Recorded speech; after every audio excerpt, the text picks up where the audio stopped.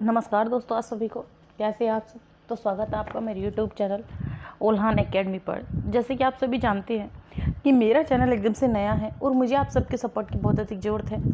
So guys, मेरे channel को subscribe करें, लाइक करें, शेयर करें, ताकि अधिक से अधिक बच्चे इस वीडियो का फ़ायदा उठा सकें। तो चलिए स्टार्ट करते हैं हम अपनी वीडियो। आज मैं आपके लिए अधिगम के विकार और उनके प्रतिपादक के साथ साथ 50% लेकर आई हूँ, जो आपके लिए बहुत ही महत्वपूर्ण होने वाली हैं। तो चलिए स्टार्ट करते हैं हम। अधिगम के विकार और उनके प्रतिपादक।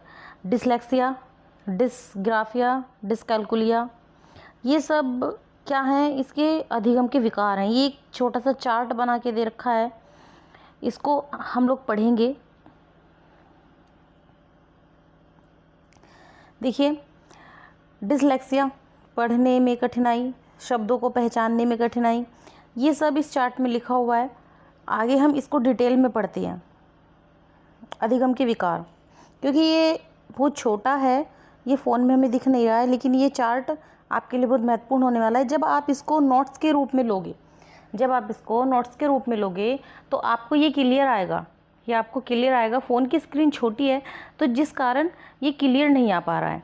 बट आप जब इसको नोट्स को लोगे उससे टेलीग्राम से, तो ये आपका एकदम क्लियर आएगा। तो चलिए हम इसको यहाँ से स्टार्ट करते हैं। अधिगम के विकार, प्रतिपादक एवं महत्वपूर्ण जानकारी।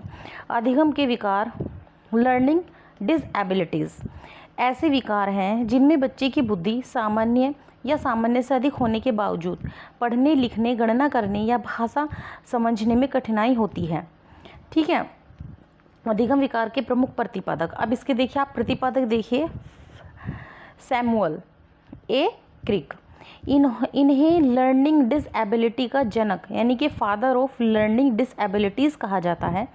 1963 में इन्होंने पहली बार लर्निंग डिसएबिलिटी शब्द का प्रयोग किया।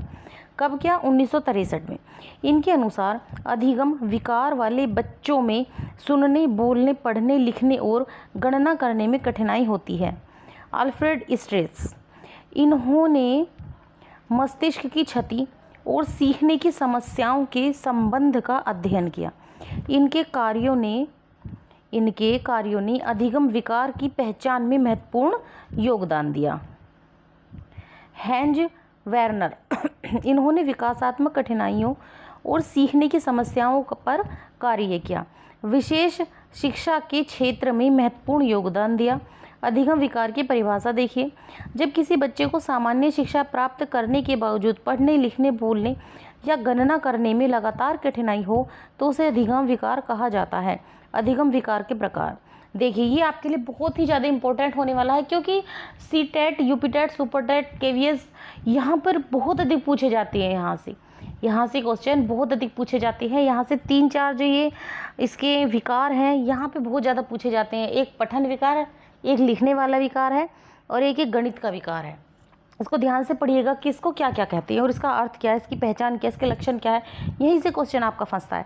पढ़ने का विकार, डिसलेक्सिया, पढ़ने का विकार। ठीक है। इसके लक्षण क्या है? शब्दों को पहचानने में कठिनाई, अक्षरों को उल्टा पढ़ना, पढ़ते समय बार बार गलती करना, पढ़ने की गति धीमी होना, उदाहरण बै को दै पढ़ना।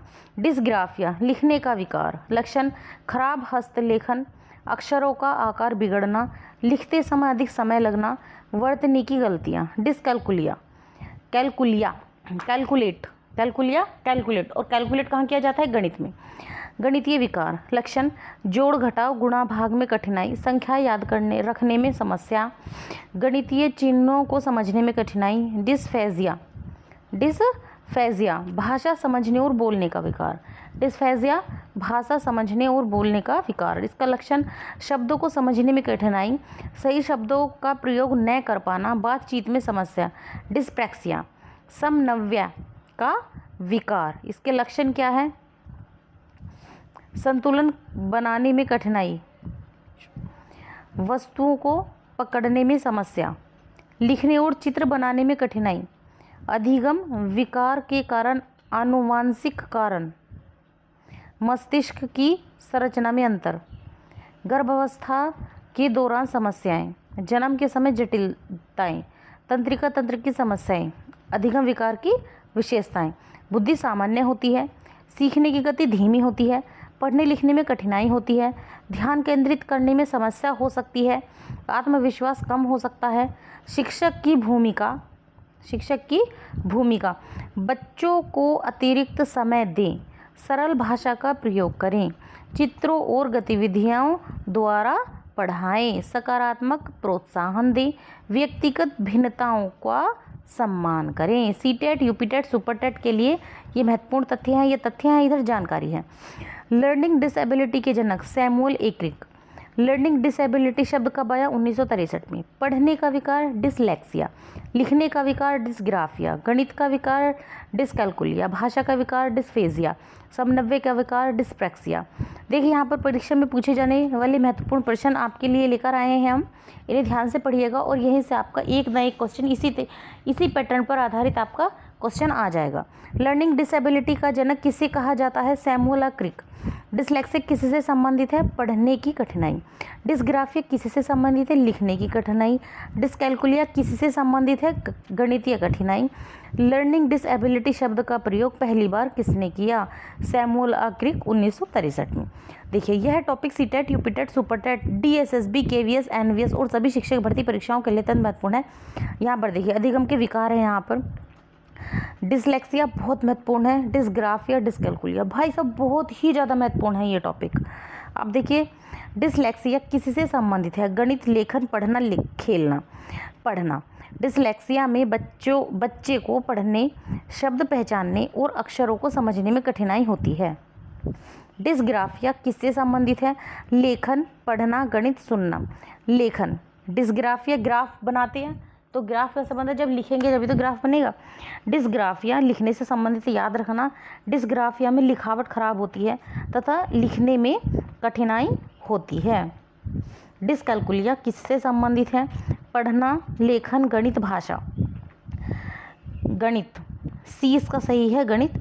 इस विकार में संख्या एवं गणितीय संक्रियाओं को समझने में कठिनाई होती है। वर्ड ब्लाइंडनेस किसे कहा जाता है? Dysgraphia, dyslexia, dyscalculia, ADHD। इसका बी आंसर सही है, डिसलेक्सिया। डिसलेक्सिया को शब्द अंधता यानी वर्ड ब्लाइंडनेस भी कहा जाता है, ये याद रखिएगा। वर्ड ब्लाइंडनेस किसे कहा जाता है? डिसलेक्सिया को। डिसलेक्सिया में बच्चा मुख्यतः किस में गलती करता है? रंग पहचानने में, शब्द पढ़ने में, चित्र पहचानने में, खेल खेलने में। शब्द पढ़ने में। B और D अक्षरों में भ्रम होना किस विकार का लक्षण है? Dysgraphia, dyscalculia, dyslexia, autism. Dyslexia. खराब हस्तलेखन किस विकार का प्रमुख लक्षण है? Dyslexia, dysgraphia, dyscalculia, ADHD। Dysgraphia, लिखना तो डिसग्राफिया में ही आता है। गणितीय चिन्हों प्लस, माइनस, मल्टीप्लाई, डिवाइड को समझने में कठिनाई किस विकार में होती है? Dysgraphia, dyslexia, dyscalculia, autism. इसका सी आंसर है डिसकैल्कुलिया। कैलकुलिया किससे संबंधित है? गणित से। बार बार आपको वही क्वेश्चन रिपीट होकर आ रही है, आप इनको एक बार बस माइंड में सेट हो जाएंगे आपके में, फिर आपके 100+ नंबर लाने से कोई नहीं रोक सकता। मैं तो उम्मीद करती हूँ कि आप जो है 110, 115, 112 इस तरीके के नंबर लेकर आएँ सीटेट में। डिसलेक्सिया का संबंध किस प्रक्रिया से है? Reading, writing, drawing, singing. Reading. Dysgraphia का संबंध किस प्रक्रिया से है? Reading, writing, counting, speaking. Writing, dysgraphia. Graphia, writing, बस ये याद रखना। डिसकैल्कुलिया को किस नाम से जाना जाता है? Reading disability, writing disability, math disability, speech disability. इसका सी ऑप्शन सही है, मैथ डिसेबिलिटी। निम्न में से अधिगम विकार नहीं है? डिसलेक्सिया, डिसग्राफिया, डिसकैल्कुलिया, मलेरिया नहीं है। डिसलेक्सिया वाले बच्चे की बुद्धि सामान्यतः कैसी होती है? कम, सामान्य, बहुत कम, शून्य। सामान्य होती है, ठीक है। डिसलेक्सिया वाले बच्चे की बुद्धि भी सामान्य ही आती है। डिसलेक्सिया में कठिन होती है पढ़ने में, कठिनाई होती है पढ़ने में, लिखने में, चित्र बनाने में, दौड़ने में, पढ़ने में। डिसग्राफिया में कठिनाई होती है लेखन में, पढ़ने में, सुनने में, बोलने में, लेखन में। डिसकैल्कुलिया में कठिनाई होती है, डिसकैल्कुलिया में कठिनाई होती है भाषा में, गणित में, चित्रकला में, संगीत में, गणित में। अक्षरों को उल्टा पढ़ना किस विकार का संकेत है? Dyslexia, dysgraphia, dyscalculia, ADHD। Dysgraphia, sorry dyslexia. ठीक है, अक्षरों का उल्टा पढ़ना किस विकार का संकेत है? डिसलेक्सिया। एक सेकंड में इसकी ब्राइटनेस बढ़ा लेती हूँ। खराब स्पेलिंग किस विकार का लक्षण है? Dysgraphia, dyslexia, dyscalculia, autism. Dyslexia. संख्या क्रम याद रखने में कठिनाई किस विकार में होती है? डिसकैल्कुलिया, डिसलेक्सिया, डिसग्राफिया, ऑटिज्म। डिसकैल्कुलिया। संख्याओं से रिलेटेड क्या है? डिसकैल्कुलिया। लिखते समय अक्षरों का आकार असमान होना किस विकार का लक्षण है? Dyslexia, dysgraphia, dyscalculia, ADHD। Dysgraphia. लिखते समय डिसग्राफिया, पढ़ते समय डिसलेक्सिया और गणना करते समय डिसकैल्कुलिया। डिसलेक्सिया का सबसे प्रमुख क्षेत्र कौन सा है? Reading, writing, math, memory. Reading. Dysgraphia में मुख्य समस्या होती है पढ़ने में, लिखने में, बोलने में, सुनने में, लिखने की समस्या। डिसकैल्कुलिया में बच्चा कठिनाई महसूस करता है अक्षरों में, संख्याओं में, रंगों में, चित्रों में, संख्याओं में। डिसलेक्सिया का दूसरा नाम है word blindness, number blindness, writing blindness, hearing blindness. हमने क्या पढ़ा था? Word blindness. नंबर ब्लाइंडनेस किसे कहा जाता है? Dyslexia, dysgraphia, dyscalculia, autism. Dyscalculia. सीखने में कठिनाई होने पर शिक्षक को क्या करना चाहिए? दंड देना, उपेक्षा करना, सहयोग देना, मजाक उड़ाना, सहयोग देना। डिसलेक्सिया वाले बच्चों के लिए उपयुक्त रणनीति है अधिक पढ़ने का अभ्यास, दंड, तुलना, उपेक्षा। अधिक पढ़ने का अभ्यास। डिसग्राफिया वाले बच्चों को सहायता दी जानी चाहिए लेखन अभ्यास द्वारा, खेल द्वारा, दंड द्वारा, तुलना द्वारा। लेखन अभ्यास द्वारा।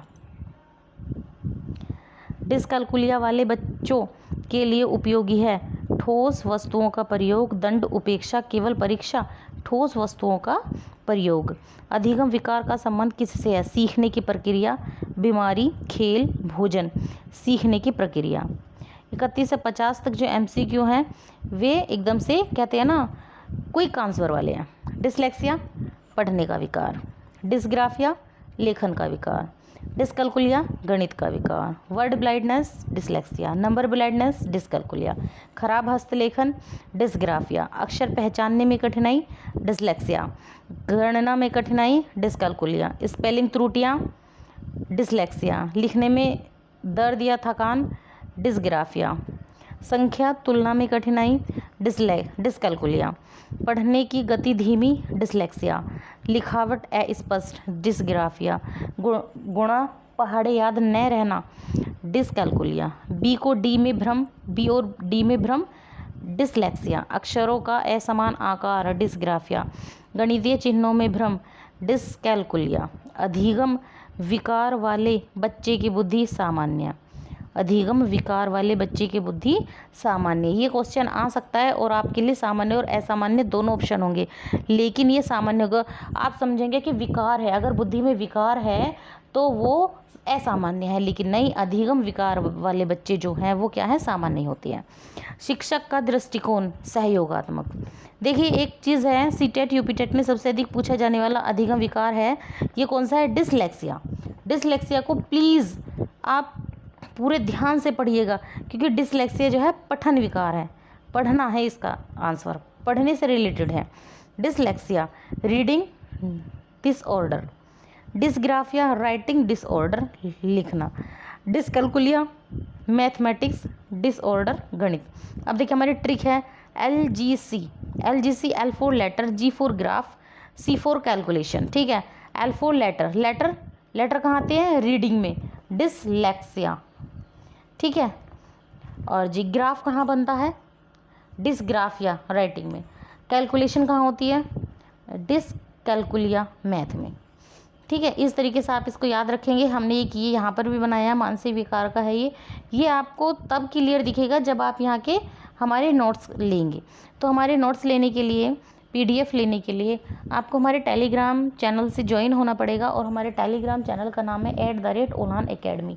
आप वहाँ पर हमारे टेलीग्राम से ज्वाइन हो जाइए और आपको पर डे नोट्स अवेलेबल कर दिए जाएंगे। आज की वीडियो के लिए थैंक यू, और मेरे चैनल को जाने से पहले प्लीज़ सब्सक्राइब कीजिएगा, क्योंकि मेरा चैनल एकदम से नया है और मुझे आप ही के सपोर्ट की ज़रूरत है, सिर्फ़ और सिर्फ आप ही के सपोर्ट की। सो प्लीज़ मेरे चैनल को सब्सक्राइब करें।